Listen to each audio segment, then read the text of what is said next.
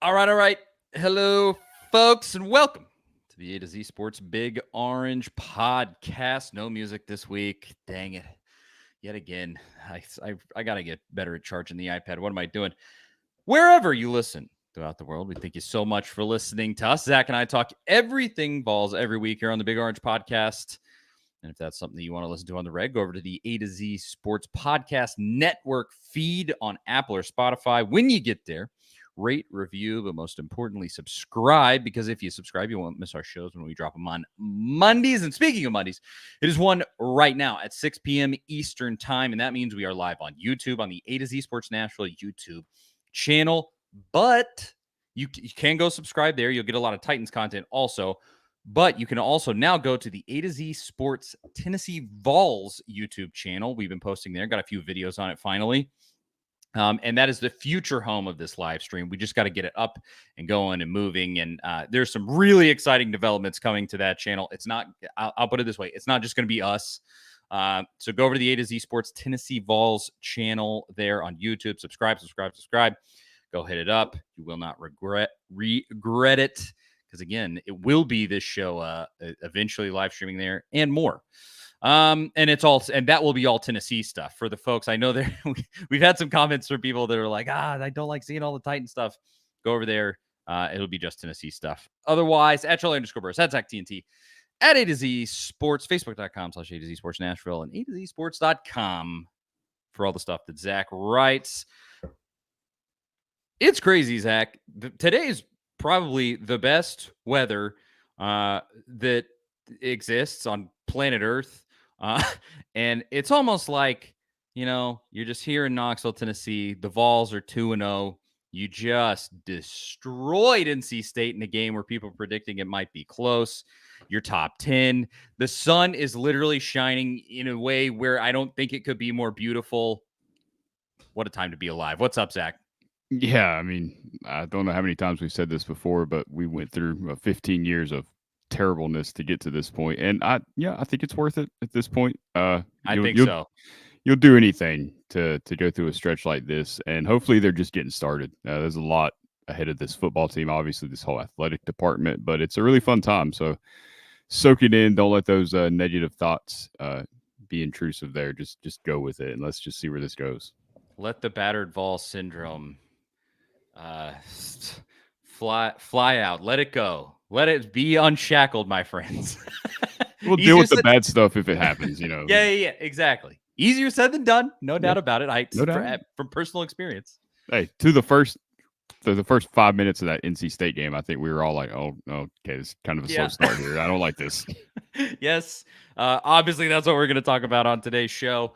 The Tennessee blew the doors off the NC State Wolfpack over there in Charlotte this weekend. We're going to discuss all of that, what we saw, the implications of all of it. This coming week, I was going to say NC State. Kent State is the opponent for Tennessee. We're not going to dwell on that a whole lot. We are going to give our prediction for the game, probably some prediction for some other games that are happening this week. But I want to discuss now. You're 2 weeks in. It looks like Tennessee might be onto something pretty nice here. I kind of want to have a reset, maybe in the second half of the show, a little reset of sort of our season predictions and maybe think about how far this Tennessee team might go this season. We'll talk about it all in today's show. You know where it's going right after I tell you about the good folks at Zen Sports. Football is back. And what better way to get to bet on the big games than on Zen Sports, the new sports book in Tennessee that's bringing sports betting to a whole new level. When you sign up for Zen Sports, you'll automatically earn up to $100 no danger first wager. If your bet loses, you'll be reimbursed for the amount of your bet up to $100. And for football season, Zen Sports is launching a revamped betting platform for both college football and the NFL. And what's better? With their new look, Zen Sports will be offering daily promotions, including odds boosts, same-game parlays, and no-danger wagers, plus a whole lot more. Zen Sports even has a VIP rewards program, and if you qualify, you can earn monthly comps at sporting events, concerts, and even sportsbook bonuses. Go to zensports.com/VIP to check that out. What are you waiting for? Start betting with Zen Sports, where you will receive true odds on all parlays and an enhanced user experience. Get going and download their app, zensports.com. Go get it. Get your hands on Zen Sports If you have a gambling problem, call 1-800-889-9789. Terms and conditions apply. No danger. First wager limited to plus 500 odds to qualify. Boosted odds are derived from equivalent parlay bets offered in Tennessee. Must be 21 or older in Tennessee to bet. Zen Sports. Go download it. Great partner to the show. We appreciate it. We already got a whole bunch of folks in the comments. Billy Bob says, "What's up, Charlie? What's up?" Lou Man says first, but actually Billy Bob on Facebook was first. Sorry, Lou Man. I don't make the rules. Daniel says, "Hey, what's up, Ernie? Go Vols." Justin Forston says, "And our base Vols are national champions." That's very true. Lest we forget. I think we, at any time, at least once a day, you need to just stop and think, the Tennessee Volunteers are national champions, and continue to go back to that until it no longer becomes true. And there is my father in the comments. What's up? Go Vols. All right. So Tennessee marched down to Charlotte, and it was kind of a weird week because I think, obviously, if anybody listened to the show last week, Zach and I felt like this is a pretty good chance this is going to be a blowout. Now, we both said it was going to be around a 20-point blowout. Well, you were a little more aggressive. I said 41-21. You said 45-7 or something like that, maybe. Yeah, something 10. along those lines. You were a little closer, but both of us had a lack of imagination as far as that goes. Tennessee goes and wins by 41, 51-10 is your final. Just a complete and utter demolishing of NC State. And as you said, started off a little slow. The first couple of drives, you're just going back and forth, feeling each other out, no score. And then Tennessee finally scores. NC State driving. They could have tied it up at 10. And then a real turning point in the game was the pick six by the walk-on Will Brooks. What a moment that was.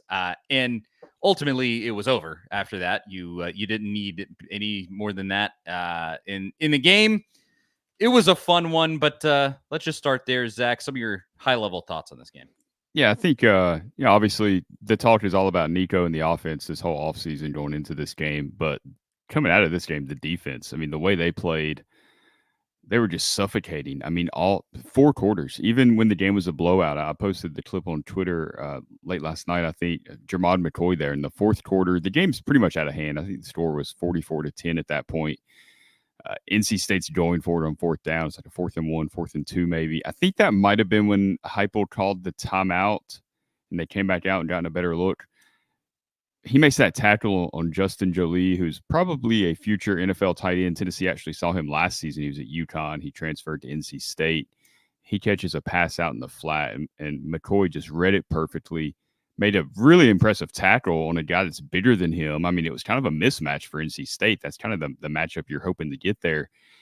And he made the play like it was, a tied game with 2 minutes to go or something. And it was that kind of effort all night long from Tennessee. You saw it on the interception return by Will Brooks with Keenan Peely's block that kind of helped Brooks get down the field and not get tackled. You saw a little stiff arm from Will Brooks on Grayson McCall, the quarterback that threw the touchdown or the interception as well. A little insult to injury there, but just the effort that I feel like you saw from that defense all night long, how fresh they were because they're able to keep rotating guys in, especially that defensive line.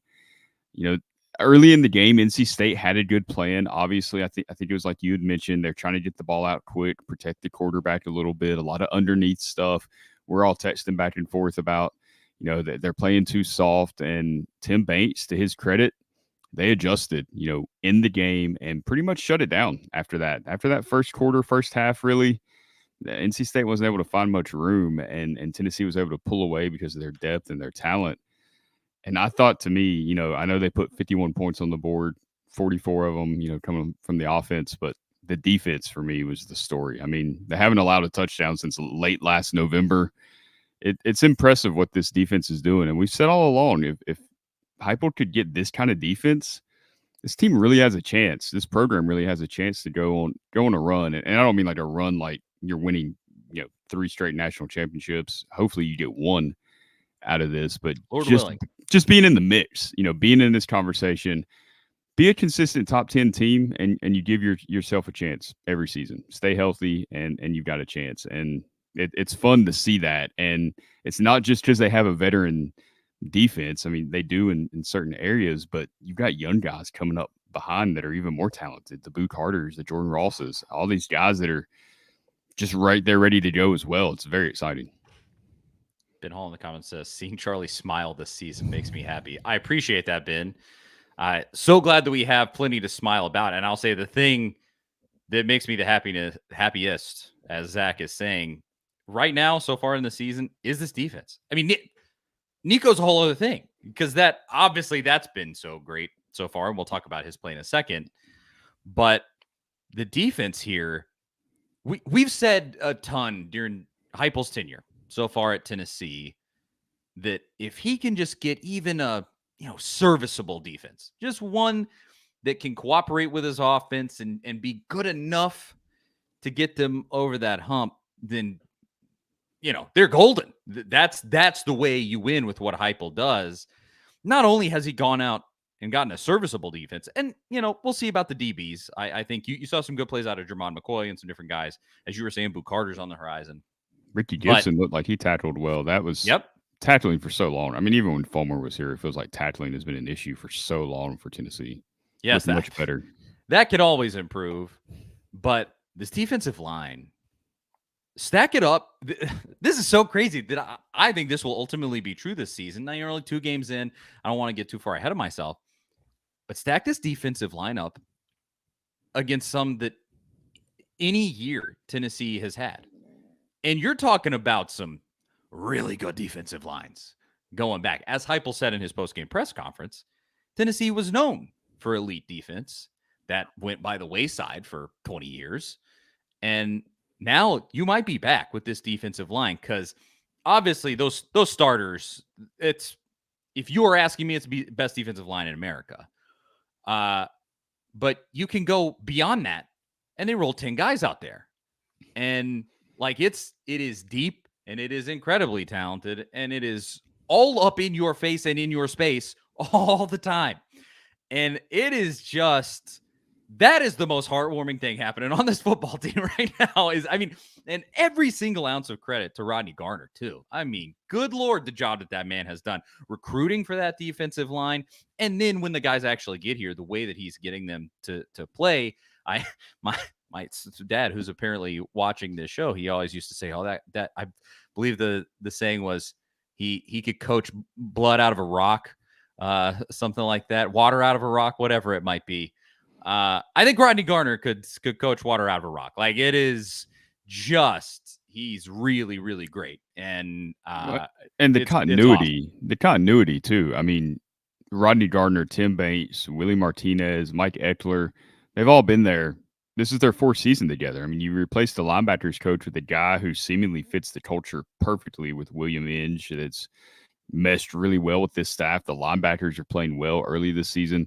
Getting Keenan Peely back is obviously huge. I mean, the guy should be playing for a second contract in the NFL, and he's in the SEC right now. But you see the difference that he makes, the physicality, the competitiveness that he brings to the game. He got a little rambunctious, got a tough penalty, late hit there, and Heupel kind of dismissed that today a little bit. It's like he's just playing through the whistle, and that's what you beg these guys to do. And every now and again, that's going to happen where you don't really kind of lose where you're at on the field and what's happening there. But this entire staff has been together, and they've built a culture on the defensive side of the ball that has really been overlooked because of the offense the last several years. But that's this culture. I mean, they want to be an attacking defense. They want to play with an attitude. They want to be elite, and you hear it from the players. And I think they've had a little bit of a chip on their shoulder because not directed at the offense, but just in general, because the offense gets so much of the attention. The defense, I mean, dating back to last season, that won them games. That Texas A&M game that we reference all the time last season. I mean, they're a big part of why this program's having success, and I think they've kind of carried that chip and built that culture in that room in large part because of that continuity. I think you're absolutely right, and that is just really exciting. We'll see about the DBs. We'll see about everything that happens as far as that goes. The linebackers also involved in coverage too, but as of right now, it just looks like that defensive line is going to wreck shop, and I don't think it matters who you're playing. I think Oklahoma should be scared right now. Yeah, they didn't look too great against Houston this past weekend. And I think a big piece of that was their offensive line. If you watch, I mean, I watched a good chunk of the second half of that game, and I mean, they really didn't look that great. And I think Jackson Arnold's probably better than he played in that game, but it's a function of your offensive line being terrible, as Shedeur Sanders at Colorado reminded us. If your offensive line stinks, it's tough to be a good quarterback. A note on that, our Travis May, our college editor at A to Z Sports, pointed out to some of us earlier that the pressure rate or the pressures that who's responsible for them, whatever. Shedeur Sanders has kind of shared quite a bit of that blame as well. So like not all those sacks are on just the offensive line. Like, that happens sometimes. Joe Burrow, even Mahomes, sometimes is responsible for their own pressures because they're escaping the pocket, holding on to the ball too long. But, he shares some of that blame too out there at Colorado. It's funny. You wouldn't hear a word about that if you listened to the kid speak, but it's almost like Dion pushes that narrative. I don't know. Maybe. But, this is not any type of Colorado podcast, as they are wholly irrelevant in college football. So, just the defense for Tennessee, that is the main thing that right now has me. I mean, you could probably tell the way that I'm talking, like absolutely giddy. You watch them operate, and it is just on a complete other level than where it's been in the past few years with Heupel and with the offense that you have with Nico at the helm, barring any injuries. This is we talked about it before the season, even before we watched a single snap. There was the potential here with Nico to do something special. And I think it is now abundantly clear that that's 100% true, that really is the case, that you have that chance that if you capitalize on the big moments, you can make this playoff and probably make some noise. So that's really exciting. Now, let's move to Nico in this game. I would say his performance was about on par with what you would probably expect from a guy who is a bona fide 5-star, essentially playing his first real game. The bowl game, real game for sure. Iowa, a good team, but it's a bowl game. It's just kind of weird, and you never know how seriously to take those. Kind of the same with a game against an FCS opponent like Chattanooga. But this, I mean, NC State is not a good football team. But ultimately, they're going to be middling in the ACC. They're going to be all right. I bet they give Clemson a game in a couple weeks. They could win the ACC. They really could. I think it'll be Miami, but who knows? Really, over seriously, there. That league is wide open, and you just have a guy who's just getting his feet under him, and has shown clear as day that he is uber talented. When he gets towards the upper end of his ability, he will be one of the best, if not the best, quarterback in America for you.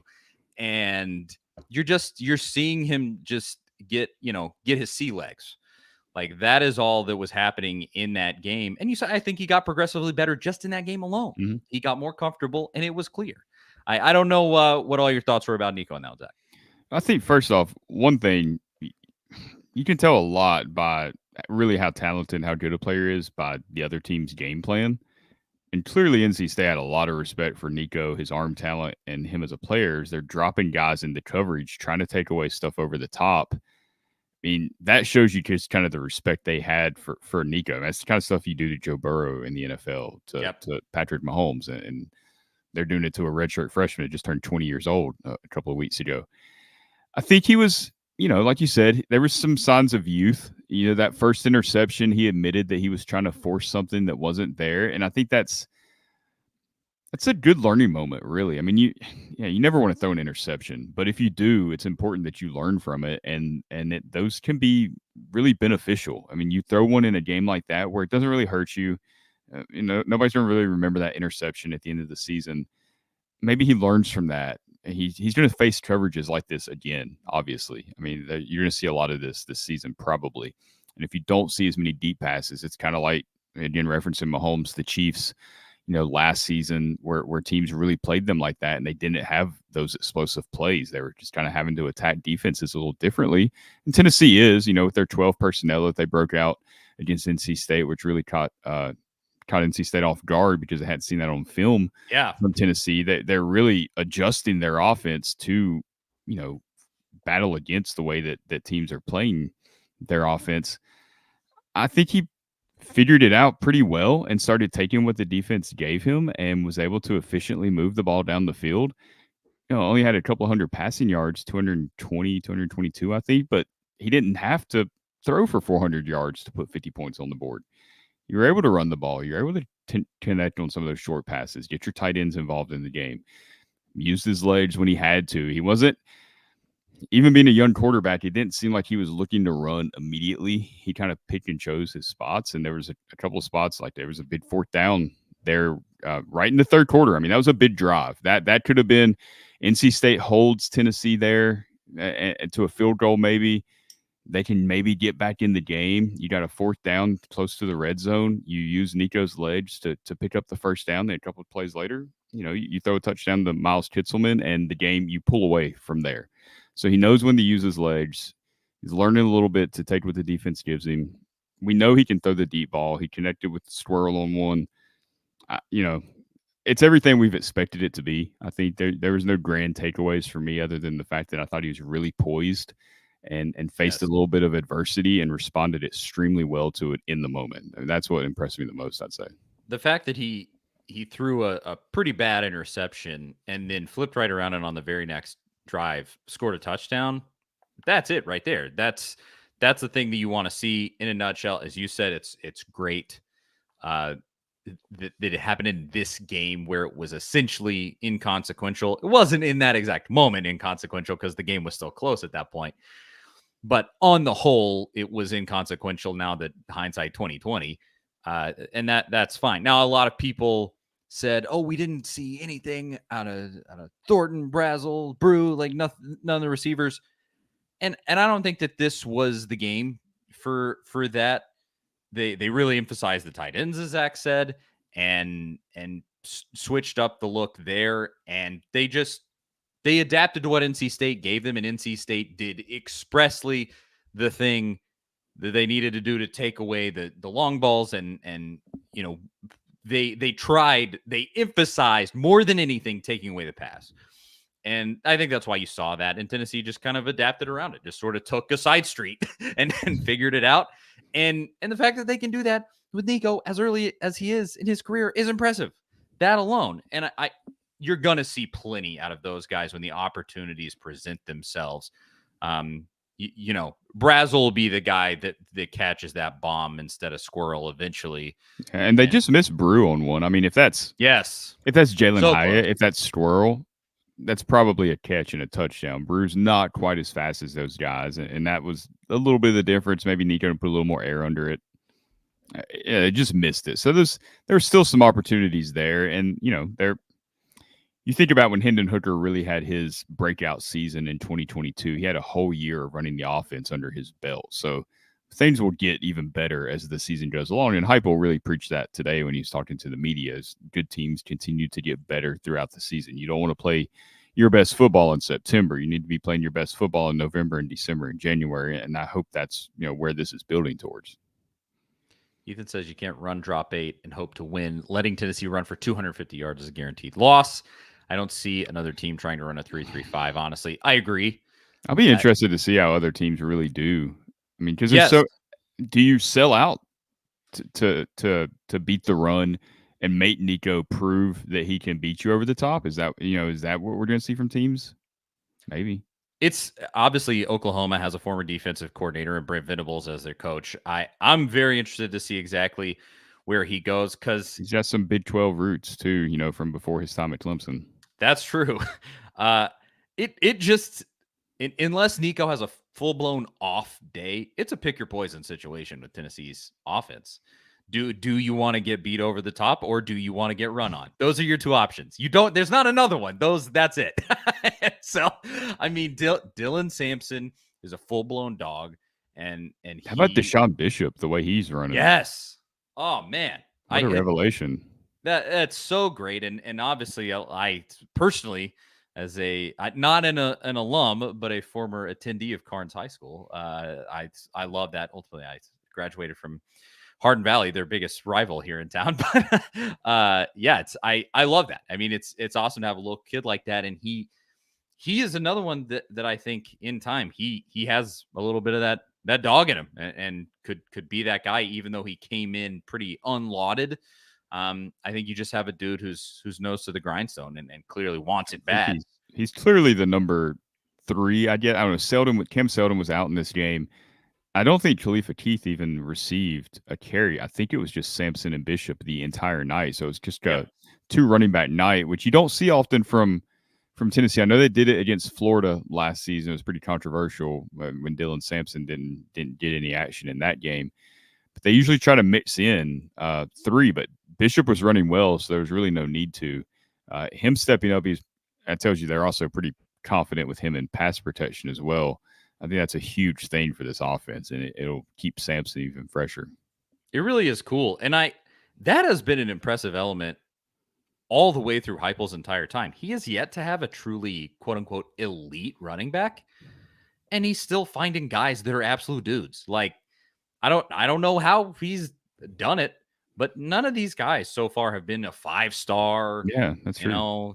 Former All-American, nothing like that. I guess Cam Seldon's probably the closest. And he was a 4-star, maybe top 100, but he still wasn't that elite, like 5-star, top 20 player. They haven't had one of those. They haven't had one at tight end really yet as well. Maybe they get Kendra Harrison out of the 2026 class, but that's interesting. I hadn't really thought about that. I wonder why that is, and I wonder if that changes in the future when you see Jalen Wright going to the NFL and the success that Dylan Sampson's having. I hope it does. They definitely do gravitate towards a certain type of back. Obviously, that little more, shorter, lower center of gravity, speed guy. But I'd love to see what they could do with a bruiser. Like, maybe they just don't ever go that direction. But I that would be fun. Caleb says Jabari Small was elite. Was it? I don't remember his recruitment. Yeah, I don't really either. I mean, I think he signed under Pruitt, so that was a different era. It feels like years ago at this point. It's so maybe I misspoke a little bit there, but regardless, you just haven't had like that Todd Gurley type guy, show up yet. And you would think that would be attractive. This offense would be attractive to them because obviously they lean on the run game quite a bit, we've discovered. And you're so much fresher coming out of college when you're not carrying the ball 250 times, in college. And I think Sampson, Wright, neither one of them had more than like 150 carries last season. So they're pretty fresh coming out of college. Yes. And right now you do have the carries are a little less balanced with Sampson than they were last year with the true sort of two-headed monster with Small and Wright last year. But hey, it's working. And that's all that counts, is that, you are getting all the yards that you need and plus, and then some in these games. So I'm fine with it. So anything else, Zach, from this game before we move on and kind of reassess our season predictions in the latter half of the show? Yeah, I think just going back real quick to the tight ends, running that 12 personnel, that made me so happy after the game more than anything. I think hearing Dave Doran say, the NC State head coach, that they didn't see a lot of that on film, and they just weren't expecting it. In 2022, we saw a lot of this, and I think we mentioned this last week. You saw the offense evolve, and they would throw in these new wrinkles at random times that you would see. And last year, we didn't see as much of it, just the quarterback with Milton and the way the offense, it just wasn't set up that way. You didn't have the same talent there at the quarterback position. That's the exciting thing about Josh Heupel, is everyone wants to call it this gimmicky offense and all this nonsense. And it is a different type of offense. We get that. It's not this traditional huddle up or, these long play calls and stuff that you'd see like John Gruden out there, yelling at one of his quarterbacks to figure it out. That's just not Tennessee's style. But that doesn't mean Heupel doesn't know what he's doing. I mean, he's an offensive genius. I think we can say that pretty safely at this point. And he's always trying to think of new ways, new looks, new ways to confuse teams. He never wants to give anything away. So he's always kind of scheming stuff up. Even today, they asked him about the 12 personnel. I think the question was kind of like, what does this allow you to do? Why do you want to do this? And he just went back to his answer. I think the same answer he gave Saturday night after the game of, well, it's just we haven't been able to do that because of personnel before and where we were with scholarships. Like he didn't talk about the scheme at all. He was not going to give any of that away. And he never will. Even his thought process into it, like anything. And so it's just, I think that's a really cool thing about Heupel that's exciting and that maybe opposing fan bases don't see is kind of the method behind the madness there, that it's not just this, oh, we're just spreading you out wide and you have to defend the run or the pass. I mean, that's kind of what everybody thinks the crux of this offense is, just simply that and nothing more. And it's so much more than that. I mean, that fourth down play I was talking about earlier at the beginning of the third quarter, Tennessee slowed the tempo down. They looked at the line to the sideline. The clock was under 15 seconds. Nobody's talking in Nico's helmet. They're getting a different call from the sideline based on the look. They just quarterback draw, up the middle to pick up the first down. Like they can do that. They don't have to just run the tempo to be effective. We've seen that time and time again. We saw it against Kentucky in 2022. When they need to do that, they will, and they're effective that way. So they're constantly throwing different looks at defenses in addition to the tempo and the spacing. That's what makes this all so dangerous. Yeah, Jake in the comments said, were you guys surprised that you didn't see as much tempo from the offense this week? You kind of answered that question there. I don't think I'm surprised. They just do what they need to do. Mm-hmm. And whatever form that takes, if they need to go super speedy to get the ball in the end zone, that's what they'll do. And if not, that's what they'll do. And the thing that I think sets and will set this season apart and did set the 22 season apart is the ability to slow down and impose your will. I think you're going to have that this season, and you definitely had it in 2022 when you needed to slow it down. At the end of that LSU game is the one that I remember the most, where they slowed down and just had an earth-moving, 6-minute drive that drained the clock down, and you just went, oh, okay, so they're just gonna do this and then rub it right in your face. Like that's the ability that this team has. And as I already said, the defense gets me that hyped. Talking about the offense right now with Nico gets me that hyped. Just everybody stay healthy. Everybody keep the good vibes up, man. What about, real quick, that I think there was a flag. I can't remember. I think it was offsetting penalties maybe when there was kind of a chaotic moment. I think it was John Campbell and Javonte Spraggins just drove that guy into the sideline. I mean, yes. Blindside style. It's such a funny visual because the play's happening, kind of to their right, and they never stop till they're on their way to the stands with that guy. And that kind of effort, when you combine all this stuff that we're talking about with Heupel and their offensive identity and their approach with that kind of effort, I mean, that's when the magic happens, really. Yes, it's a culture thing with Heupel. It all starts at the top and runs down there, and it's great. Hopefully, it will continue through the rest of the season. And now let's talk about that. Oh, and Orion. I apologize for any mispronunciation. He says, "Best Vols commentary on the tube." I really appreciate that. Thank you. Seriously. Is that another family member or? I will can neither confirm nor deny. But no, seriously, as I always say, we couldn't do it without y'all, and so that really does mean a lot. Thank you. Yes. Now let's talk about sort of a reassessment. 2 games in, we sort of have, would you say, proof of concept with this Tennessee team, even though they haven't played an SEC squad yet. And let's reassess our preseason predictions. Zach, right after I tell you about the good folks at Farm Bureau Health Plans. Farm Bureau has been serving Tennesseans for over 75 years. Much has changed in Tennessee over the years, but some has stayed the same. Farm Bureau Health Plans has always valued personal relationships, especially when it comes to good health and good service. Plan on Farm Bureau for health, dental, and vision. For better coverage, better rates, and better service, go to fbhp.com/ATOZ or walk into one of their 200-plus locations across the state. That is fbhp.com/ATOZ. Farm Bureau Health Plans. Huge shout out to them. Another long-running sponsor for us. All righty. Well, let's do this quickly, Zach. To start this, your score prediction for the Kent State game. I don't think we're going to dive into this. Kent State lost to St. Francis over the weekend. No, I am not making that up. They lost to a team, I believe it wasn't at St. Francis, Pennsylvania, something like that. Mm-hmm. An FCS team. Which I assumed was a high school when I saw the name. Me too.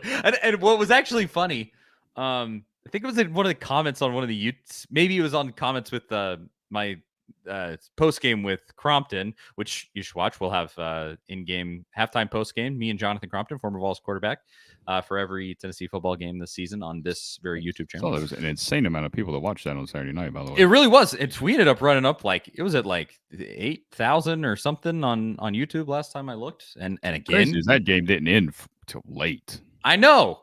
And again, we very much appreciate that. Thank you. But wait, what was I saying? I got lost in self-promotion there. Oh, St. Francis. St. Francis.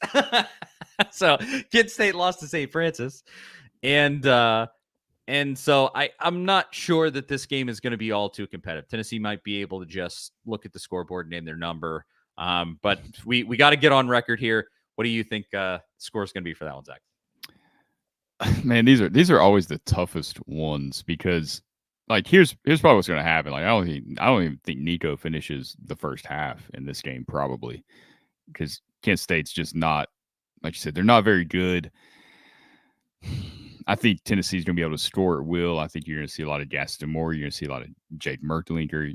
You might see Navy Schuler out there. I don't know. I mean, it's just going to be a blowout. They're going to try to get as many players, as many reps as possible. I mean, we've already seen this Tennessee team wants to play as many players as possible as it is. Defensively as well. It's funny. I was watching the Kent State head coach's press conference after that game on Saturday, and they kind of asked him like what his team needs to do to put points on the board, offensively, what they need to do better. He said, we just got to run the ball. I mean, that's got to be our identity. We've got to find a way to run the ball. We don't want to be a team that throws the ball 50 times a game. That's not championship football to me. I'm like, man, you're gonna be in for a rough ride Saturday night if you think you're gonna start running the ball against this Tennessee defensive line. I mean, that's the strongest part of this team, especially the strongest part of their defense. So if that's their game plan, I don't think they score like at all. I think it could be a shutout, and we don't see a ton of those. And Tennessee hasn't allowed a touchdown in so long. I mean, I think this game's probably like 62-0, maybe something like that. I appreciate the bravado from Kent State's coach. Maybe he didn't watch the film from the NC State game yet when he said it. He probably didn't. It was same day as the game, so he just hasn't had the time. But what are you doing, buddy? What are you talking about? But hey, again, got to respect the bravado there. Jonathan has a very similar prediction to yourself. 63. That's what I should say. I did the math wrong there. 63. Yes, 63-0. Caleb says 71-10. Ooh, finally breaking 70. I kind of want that for Hypo. I bet Hypo might want that as well. I feel like he does. Yeah. Billy Bob says 70, Cub Scout Pack 122, 3. I imagine the size difference is going to be insane. Very obvious. Yeah. Timothy says 63-0. Yes, that's the goal there. Get everyone to the Oklahoma game healthy. I bet you're going to see. I don't know how aggressive Hypo will be with sitting guys because you still need to play. You still need the reps in game situations. But also, you don't want guys to get hurt against Kent State either. Yeah. So Elias pretty much says my thought on this game. Just don't get hurt. Use it as an opportunity to scrimmage against the same defensive looks you'll see next week. Yeah, this is a dress rehearsal for probably you could say the biggest game of the Heupel tenure so far. It's previously it was that Alabama game in 22, and now you got another opportunity here to obviously get revenge on his former employer and alma mater. But that'll be a true opportunity for a statement game there. And this is the great warm up. This schedule sets up so nicely. And so everybody stay healthy. Don't risk your body. Don't do anything. Don't like Keenan Peely. Maybe he has the urge to go and hit somebody, and don't get a targeting call. We need you. We need you next week. God, I didn't think about that. Yeah, none of that. Yeah, just keep it simple. Yeah, I'll say I like 63. Maybe I'll 70 would be the next tier. I'll say I'll say they don't run it up like that. I'll go 60, right at 60. And then 60-6, two field goals. So they keep the touchdown streak alive, and Kent State gets 2 field goals. That's me being very generous to Kent State. You're welcome to Kent State. So 60-6. Ethan S. Am I taking the spread this weekend with the money? Isn't it? It's 48.5, I think, last time I looked. Go to Zen Sports and go bet on the game there. Let's see what it is. I could probably pull it up pretty quickly here. 49. It's 49 now. Yeah, I mean, for my money, yes. I'm gonna go. Yeah, I think it's a 50+ point win for Tennessee. I like that. Seems like easy money. So, and Lou Man, of course, being the Vanderbilt fan that he is. And hey, let's give a quick shout out to Vandy. They look like not total garbage this year, which is a big accomplishment. And congratulations to Lou Man. Of course, he picks Kent State to win. But yeah, we're so huge blowout. No injuries, good vibes, keep everything going. Just have a good time. Let Gaston Moore run the offense. We'll be all right. All right, so let's end the show on this, Zach. I predicted a 10-2 season for Tennessee. I think you did too. Correct me if I'm wrong, but I think we both went 10-2, and we might have both went 10-2. Loss. No, I think I went 11-1. Yeah, you went 11-1. Yeah, with That's just right. the Georgia loss. And so I actually think this is a great thing to do then. So I said 10-2, and the losses were to Oklahoma, actually, at Oklahoma. And after watching them play Houston next week, that may change. And then to Georgia, and I think yours was just at Georgia. Mm-hmm. And I'll ask you this. We've seen sort of the proof of concept. Now, has your feeling changed at all? Do you feel completely validated about that 11-1? Where are you at, Zach? Yeah, I mean, I think I feel more comfortable about it. I mean, that's still going to be a really tough challenge. You still have to beat some good teams. Oklahoma on the road, Alabama. I'm still not sure what a lot of these teams are. I think that's the problem early in the season is I don't really know what Alabama is yet. I don't know what Oklahoma is yet. Florida's always scary because of the backup quarterback situation, which is going to be in play when they play Florida. I still feel like I would go 11-1. It's not enough for me to change it though, and say they're going to beat Georgia in Athens. Georgia's still really good. They looked really good against Clemson. So I would stick with 11-1 for now. I haven't seen enough. You go handle Oklahoma on the road. I know it's a night game. We found that out today, so that's going to be a tough environment.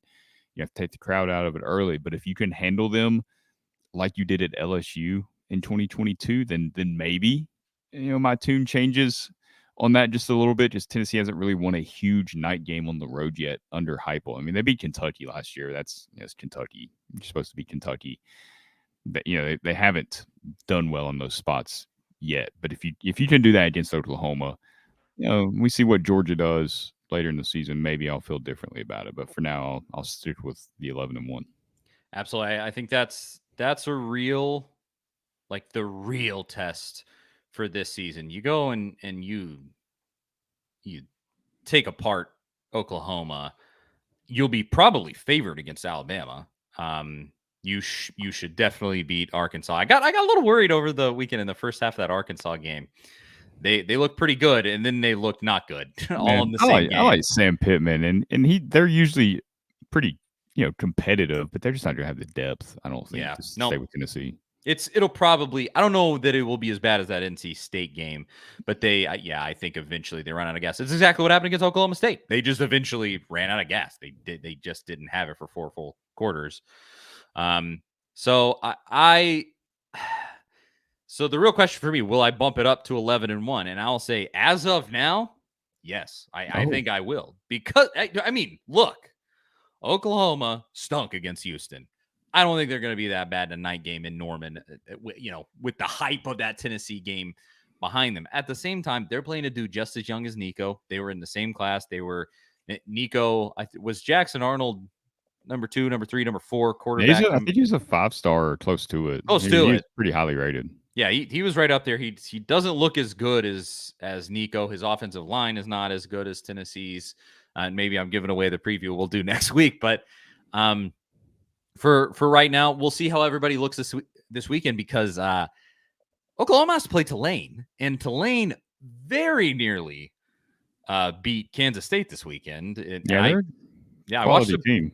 Yeah, I watched a good chunk of that game on the old multi-view, and watch out. I will say that they should be better than Houston. You almost lost to Houston, so right now with the assessment that we've seen through 2 weeks, it's 11-1 for me for Tennessee, and we can keep tabs on that. But I'll say that for now, it's just the primary element that does scare me is that night game on the road, extremely tough environment. They're going to be hyped out of their mind. And maybe unless they lose, they actually do end up losing to Tulane. Then that might change things. But Tulane, yeah. Yeah. But one thing that gives me pause about that game is the fact that that staff is really familiar with Josh Heupel, Brent Venables, Seth Luttrell, the Oklahoma's offensive coordinator, DeMarco Murray, played under Heupel. But at the same time, like Heupel's evolved so much since he left Oklahoma. Like the coach he is now, he was not at Oklahoma. He was running Bob Stoops' offense essentially at Oklahoma. He wasn't really doing what he wanted to do. He kind of referenced that in a roundabout way today. Like over the last decade, this is kind of who we've been. And the last decade is since he left Oklahoma. So I don't know how much that will come into play, but that is like the only thing is just the familiarity between the coaching staff there at Oklahoma and Heupel. I hope that that's not a big factor and that Heupel has plenty of tricks up his sleeve. And Gabriel's right. That insider intel does go both ways. It does. It definitely does. And I like he says Texas undefeated, Georgia and Tennessee have one loss, and Georgia plays Texas in the SEC championship game and beats Texas. And then he says, it's not what I want, but I think it's the most likely. That'd be a good scenario for Tennessee. I think they're in the playoff. Obviously, that'd be perfect. Scenario, yeah. Yeah. If you're asking me, I mean, obviously I would love to win an SEC championship, but if that's not going to be the case, that's absolutely perfect. Cause I think you'd end up being 6 seed, 7 seed, something like that, which is a home game. You host. Yeah. Yeah. You'd host a home game in the playoff. That'd be a ton of fun. And so, I think that would be fine. I did see Texas impressed me. I mean, they were better against Michigan. Not that I thought Michigan was going to be Michigan like last year, but that was a good performance by Texas. Yes, they Quinn Ewers has gotten better year over year. He's an impressive dude. Sark's a good coach. He is. Unfortunately, I wish Texas wasn't good, but I think they they might actually. Yeah. But Billy Bob says 90% chance of rain. I think he's referring to this coming Saturday. That'd be a long way out to forecast rain for Norman, Oklahoma. I did see. Ooh, that could be yeah. WVLT, official station of the Vols or whatever. I think that's what they call themselves. If it's pouring down rain, keep Nico in the dorm somewhere, his off-campus apartment, wherever. Like you don't even need the stadium. No point. They say 40% chance of rain, so. Hopefully it stays there. I think it's due to that hurricane or whatever's coming. I saw some of that today on Twitter timeline. It's about time of year. Usually LSU or Florida has a game moved because of a hurricane. Yep. And I was going to say if it hits this weekend, I don't know exactly when it's supposed to, but LSU, that's at South Carolina. Yeah, game day is going to be there. What an absolutely middling game day game. Just yeah. I mean, LSU, are they still ranked in the top 25? I think they might be. I don't know. 17th or something. But, I mean, South Carolina's fool's gold win against Kentucky. Dude, did you see Beamer's press conference after that? Where he's like, I don't know the exact verbiage he used, but he was like, I tried to tell you that we got a young team and we're going to grow every single week. We're going to get better. Shut up. Shut your mouth. Kentucky sucks. He does have a really good defensive end there, a 5-star. He does. I can't remember his name, but that guy's legit. He's an NFL player. Yes, I do agree with that. 100%. That kid is very good. He just doesn't have those guys stacked up on top of each other like Tennessee does. And Tennessee doesn't even play them this season, so we won't get to prove that out. Okay. That is pretty much it. I think anything else, Zach? Now we've reassessed. We've predicted the all important Kent State game. Anything else for the good folks home before we bounce? I just want to know how broad your smile was when you saw Will Levis throw that pick six against the Bears. Even though you're a Titans fan, a diehard Titans fan, what was your soul feeling in that moment? Because we're both on the Will Levis is not good train, and we have been Yep. since 2021 when he's at Kentucky, and for the last 3 years he's done nothing but prove us right that he's not good. So, what were your feelings there when that happened? I That was mean, terrible. It was terrible.